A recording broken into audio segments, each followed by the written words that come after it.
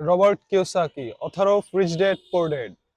He is worth of 100 million and he is in 1 billion debt. $1 billion ঋণে সে আছে, কিন্তু এটাকে ভালো ঋণ বলা হয়। আমরা আস্তে সামনে শিখবো এই জিনিসগুলো। আজকের দিনে আমরা রিচ ড্যাড পুর ড্যাড বইয়ের সামারির 1/3 ক্লিয়ার করব, বা এই জিনিসটা বোঝার চেষ্টা করব। 3/1 সামারি, পুরো বই না। একজন রিচ মাইন্ড সেট আপ এবং একজন পোর মাইন্ড সেট আপের মানুষের মধ্যে অনেক বেশি ডিফারেন্স আছে, তাদের থিঙ্কিং অ্যাবিলিটির মধ্যে অনেক বেশি ডিফারেন্স আছে। চলুন আমরা এই জিনিসগুলোকে ক্লিয়ার করি। একজন পোর মাইন্ড সেট আপের মানুষ কি থিঙ্ক করে? একটা নর্মাল ডিগ্রি নিবে, লাইফ টাইম সে একটা জব করবে, একটা সিকিউর জব, যেখানে ভালো একটা স্যালারি আউটকাম আসবে, তার লাইফ একটা স্টেবল লাইনে চলবে এবং দিন শেষে সে রিটায়ারমেন্ট হয়ে যাবে কিছু টাকার বদলে। রিটায়ারমেন্ট বা যেটাকে পেনশন বলা হয় বা রিটায়ারমেন্ট মানি বলা হয়, সেটা সে পাবে, তার লাইফ এভাবে চলে যাবে। এভাবে একটা পোর মাইন্ড সেটআপের মানুষ থিঙ্ক করে। কিন্তু একটা রিচ মাইন্ড সেটআপের মানুষ কখনো এভাবে থিঙ্ক করে না। বা রিচ ড্যাড পোর ড্যাড বইয়ে এই জিনিসটাকে বলা হয়েছে যে একটা রিচ মাইন্ড সেটআপের মানুষ কখনোই এভাবে থিঙ্ক করে না। তার লাইফ কখনোই একটা স্ট্রেট লাইন বরাবর চলে না। লাইফে ইনক্রিজ ডিক্রিজ আছে। লাইফে তার টাকার ফ্লো, টাকা কখনো অনেক বেশি আসবে, কখনো অনেক কম আসবে। এই জিনিসটা সে এক্সপিরিয়েন্স করে। এবং একটা রিচ মাইন্ড সেটআপের মানুষ খুবই ক্যালকুলেটেড, স্মার্ট রিস্ক নেয় তার টাকা নিয়ে, এবং সে সেটাতে সাকসেস হয়, এবং সে অ্যাসেট বিল্ড করে, লাইবিলিটি বিল্ড করে না। একজন পুর মাইন্ড সেটআপের মানুষ লাইবিলিটি বিল্ড করে ভাবে যে সে অ্যাসেট বিল্ড করে ফেলছে।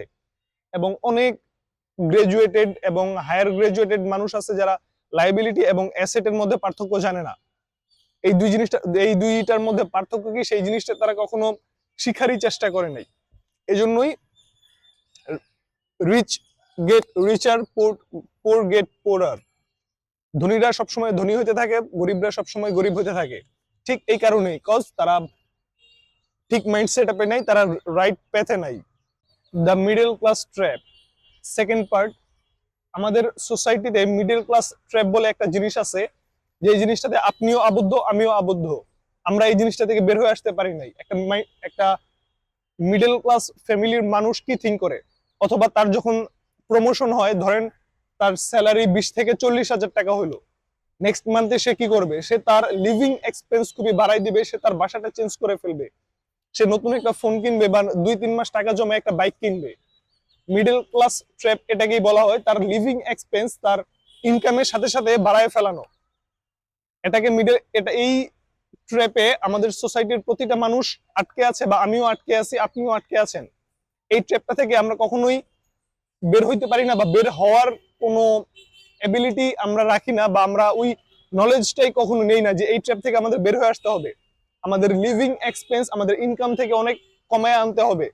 কিন্তু আমাদের সোসাইটিতে যারা জব করে, ইভেন আপনি আপনার ফ্যামিলিতে আপনার ভাই, আপনার বাবা, আপনার রিলেটিভ যারা আছে, তাদের সবাইকে দেখবেন তারা এই মিডল ক্লাস ট্র্যাপে আটকে আছে।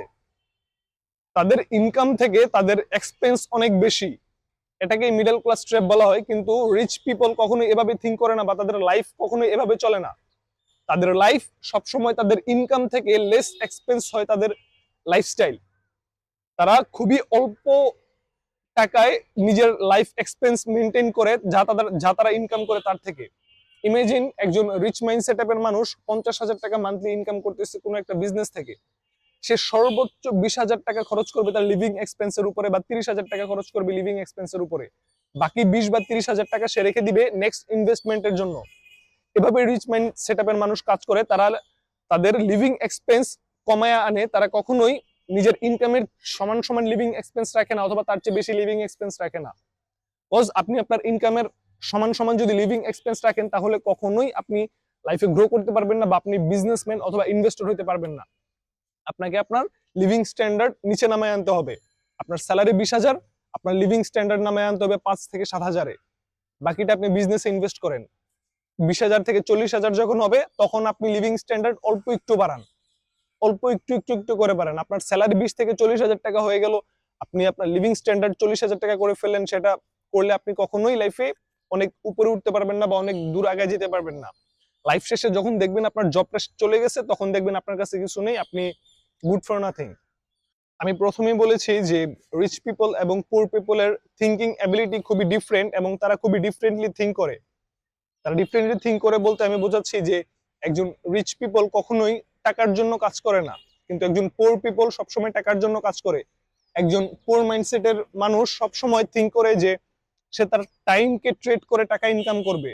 The most important part of this video, একজন পুর পিপল বা একজন এভারেজ মাইন্ডেড মানুষ সবসময় থিঙ্ক করে যে আমি 8 ঘন্টা কাজ করব, 8 ঘন্টার বদলে আমি মাস শেষে 20,000, 30,000, 50,000 টাকা ইনকাম করব। এটা হচ্ছে একদম বেসিক লেভেলের থিঙ্কিং এবিলিটি, অথবা একদম কি বলবো, একদম লোয়ার গ্রেডেড বা লেভেল 1 লেভেলের থিঙ্কিং।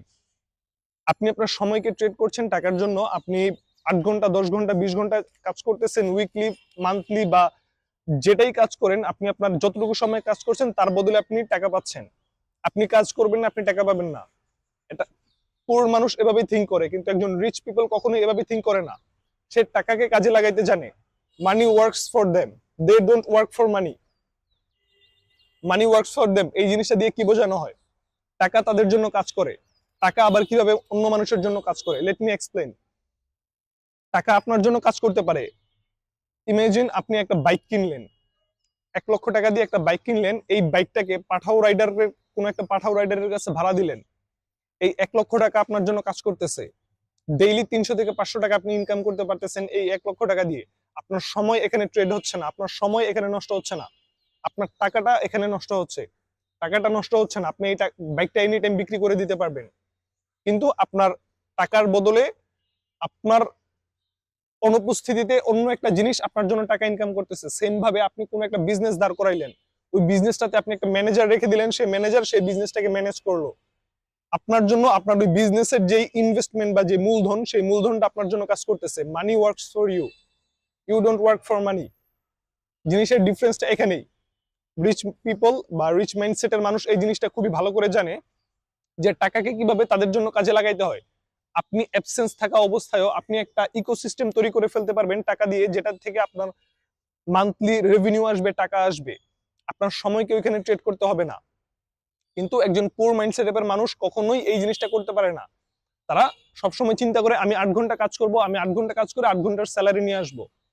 কিন্তু এটা হচ্ছে লিমিটেড টাইম। আপনার কাছে দিনে 24 ঘন্টা টাইম আছে, আপনি এর চেয়ে বেশি সময় দিতে পারবেন না। বা সময় দিয়ে যদি টাকা ইনকাম করার ইন্টেনশন আপনার থাকে, তাহলে আপনি ধরে নিলাম আপনি 24 ঘন্টায় কাজ করলেন, একদম একটানা 24 ঘন্টা কাজ করেও আপনি লিমিটেড টাকা ইনকাম করতে পারবেন। এবং একজন ব্যক্তি যে বুঝে গেছে, ওই মাইন্ডসেটে চলে গেছে যে মানি ওয়ার্কস ফর দেম বা মানি ওয়ার্কস ফর মি, ওই ব্যক্তিটার কাছে আপনি কখনোই জিততে পারবেন না। সে তার কাছে টাকা আসবে, সে সেটাকে ইনভেস্ট করবে, সে একটা ইকোসিস্টেম তৈরি করবে তার জন্য, যেখান থেকে সে আউটকাম পাবে।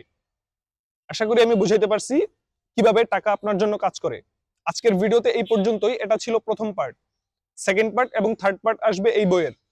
আল্লাহ হাফেজ, দেখা হবে পরবর্তী ভিডিওতে।